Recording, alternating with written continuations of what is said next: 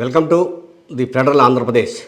అమరావతి చుట్టూ outer ring road నిర్మాణానికి భూములు ఇవ్వటానికి రైతుల నుంచి తీవ్ర వ్యతిరేకత వ్యక్తమవుతోంది. అమరావతి రైతులు ఇప్పటికే అమరావతి నగర నిర్మాణం కోసం సుమారు 55,000 ఎకరాల భూమిని ల్యాండ్ పూలింగ్ పథకం కింద ఇచ్చారు. తర్వాత రెండో దశ ల్యాండ్ పూలింగ్ పథకాన్ని కూడా ఆంధ్రప్రదేశ్ ప్రభుత్వం చేపట్టింది. ఒక 7 గ్రామాలలో 14,000 ఎకరాలు తీసుకోవడానికి నోటిఫికేషన్ వెలువడింది. కొన్ని గ్రామాలలో ఇప్పటికే భూసేకరణ కూడా భూ సమీకరణ జరుగుతోంది.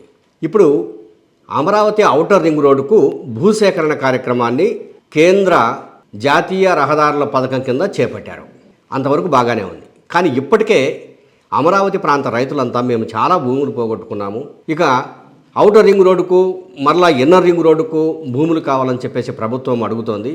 పైగా ఇప్పుడు ఔటర్ రింగ్ రోడ్డుకు దాదాపు 200 కిలోమీటర్ల పొడవున రోడ్డు నిర్మాణం జరుగుతుంది. ఈ 200 కిలోమీటర్లకు సుమారు 8,000 ఎకరాల భూమి అవసరమవుతుంది. చాలామంది చిన్న రైతులు, అంటే 5 ఎకరాల లోపు భూమి ఉన్న రైతులు ఎక్కువ మంది ఈ ఔటర్ రింగ్ రోడ్డు కిందకు భూములు పోగొట్టుకునే వాళ్ళల్లో ఉన్నారు. దీంతో రైతుల నుంచి తీవ్ర వ్యతిరేకత, ఎప్పుడైతే ఈ ఔటర్ రింగ్ రోడ్డుకు నోటిఫికేషన్ వచ్చిందో అప్పటి నుంచి వ్యతిరేకత మొదలైంది. మార్చి 5వ తేదీన ఔటర్ రింగ్ రోడ్డు నిర్మాణానికి కేంద్ర ప్రభుత్వం నోటిఫికేషన్ ఇచ్చింది.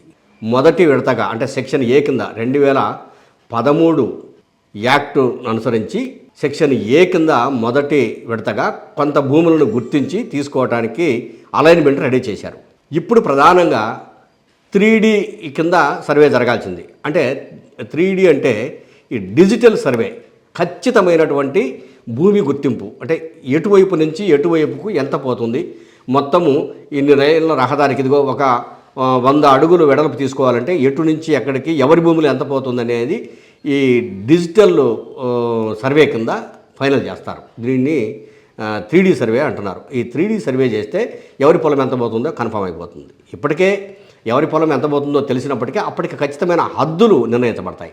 అయితే ఈ 3D సర్వే ఇంకా పూర్తి కాలేదు. ఈ 3D సర్వే పూర్తి అయితే కానీ ఖచ్చితంగా ఎన్ని ఎకరాల భూమి ఈ ల్యాండ్, అంటే ఎన్ని ఎకరాల భూమి ఈ ఔటర్ రింగ్ రోడ్ కింద పోతుంది, ఎవరెవరు రైతులకు సంబంధించిన భూమి ఎంత పోతుంది అనేది ఖచ్చితమైన లెక్కలు వస్తాయి.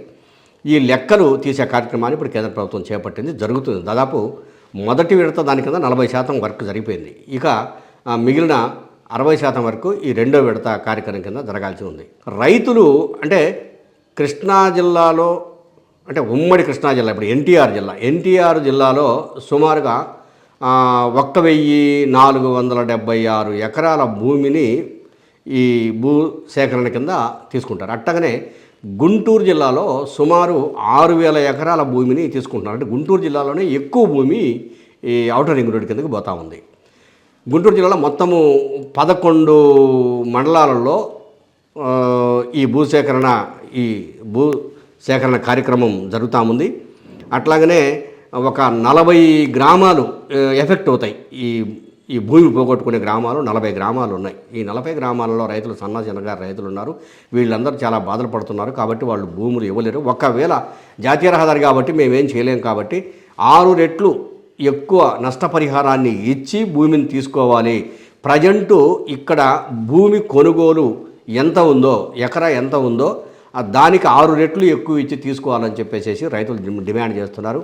అక్కడ ఉన్నటువంటి సిపిఎం నాయకులు, సిపిఐ నాయకులు, అట్లాగనే ఏఐటియుసి, సిఐటియు, ఈ అంటే ప్రధానంగా వ్యవసాయ కూలీలు, వ్యవసాయ కార్మిక సంఘం, కౌలు రైతుల సంఘము నాయకులంతా కూడాను గత నెల 28వ తేదీన గుంటూరులో ఒక ప్రత్యేకమైన సమావేశాన్ని రైతులతో ఏర్పాటు చేసి ఒక కార్యాచరణ కూడా తీసుకున్నారు. దీని మీద ఆందోళన కార్యక్రమాలు నిర్వహించాలని.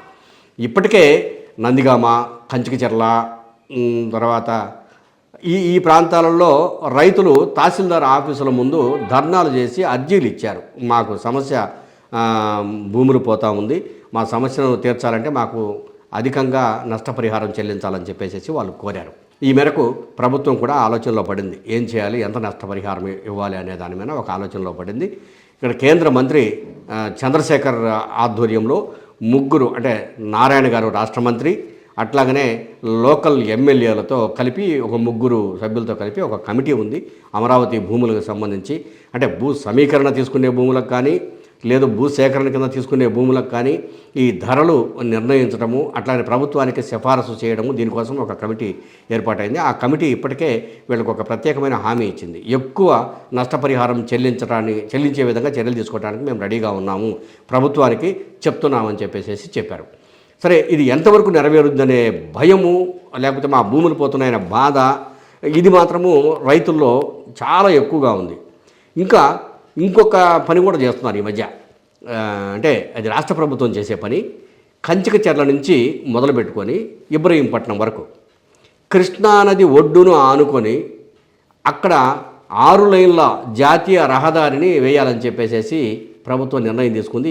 ఈ మేరకు డిపిఆర్ కూడా రెడీ చేసి సిద్ధం చేసింది. ఇప్పుడు అక్కడున్న భూములు కూడా, కృష్ణానది ఒడ్డుముట ఉన్న భూములు కూడా బాగా పంటలు పండే భూములు, ఈ భూములను కూడా రోడ్డు కిందకి పోతాయి.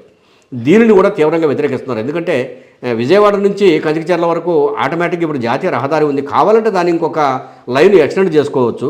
మళ్ళీ కృష్ణానది ఒడ్డుమట సపరేట్గా మరి 6 లైన్ల రోడ్డు ఏంటి, ఎందుకు చేస్తున్నారంటే కృష్ణా నదీ తీర ప్రాంతం అంతా కూడాను పర్యాటక ప్రాంతంగా అభివృద్ధి చేస్తున్నందువల్ల ఇది కంచికచర్ల నుంచి ఇబ్రహీంపట్నం వరకు 6 లైన్ల రోడ్డు వేయాల్సిందే అని చెప్పేసి నిర్ణయం తీసుకున్నామని ప్రభుత్వం చెప్తుంది. మొత్తంగా అమరావతిలో కానీ, ఔటర్ రింగ్ రోడ్ కానీ, ఇన్నర్ రింగ్ రోడ్ కానీ, లేకపోతే ఇప్పుడు కంచికచర్ల నుంచి ఇబ్రహీంపట్నం వరకు వేస్తున్న 6 లైన్ల రోడ్లు కానీ, ఇవంతా చూసుకుంటే సుమారు 1,00,000 ఎకరాలు రోడ్లకు పోతుంది. అమరావతిలో సుమారు 1,00,000 ఎకరాలు కేవలం రోడ్ల నిర్మాణానికి పోతుంది. ఈ రోడ్లు వేసిన తర్వాత అమరావతి నగర నిర్మాణం ఎప్పుడు జరుగుతుందో, దానివల్ల ఏ ప్రయోజనాలు వస్తాయో, ఎంతమందికి ఉద్యోగాలు వస్తాయో, నిజంగా ప్రభుత్వం అనేది ప్రభుత్వ రంగంలో సంస్థలను బాగా బలోపేతం చేసి వాళ్లకు ఉద్యోగాలు ఇస్తే ప్రభుత్వ ఉద్యోగానికి ఒక గ్యారంటీ ఉంటుందని ప్రజలు నమ్ముతున్నారు. కానీ ఇప్పుడున్న ఆంధ్రప్రదేశ్ ప్రభుత్వ ఉద్యోగాలు లేవు, ఇవ్వలేము, కాబట్టి ప్రైవేటు ఉద్యోగాలు మాత్రమే ఇప్పించడానికి మేము ప్రయత్నం చేస్తున్నాననే సంకేతాన్ని ఈ అమరావతి నిర్మాణం ద్వారా ఈ రైతులందరికీ కానీ ప్రజలకు కానీ తెలియజేస్తూ ఉంది. మొత్తం మీద రోడ్ల నిర్మాణానికి, ఔటరు ఇన్నర్ రింగ్ రోడ్ల నిర్మాణానికి కూడాను సుమారు 1,000 ఎకరాలలో భూములు పోతుండటం రైతులు చాలా బాధపడుతున్నారు. మరి వాళ్ళకి నష్టపరిహారం ఇచ్చే విషయంలో ప్రభుత్వం ఏ విధమైన చర్యలు తీసుకొని వాళ్ళను సంతృప్తి పరుస్తుందో మనం చూడాలి. లేకుంటే ఉద్యమాలు చెలరేగే అవకాశాలు ఉన్నాయి.